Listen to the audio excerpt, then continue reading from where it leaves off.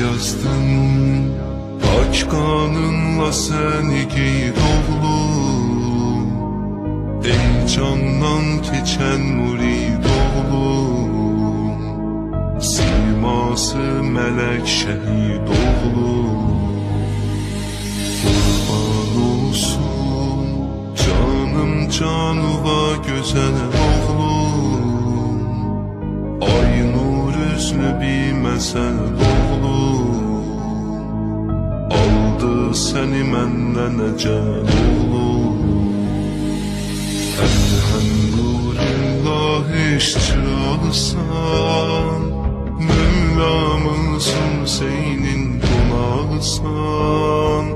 Cennetten kâmeti tubanın oğul, sığmaz eğilmez bir budasan.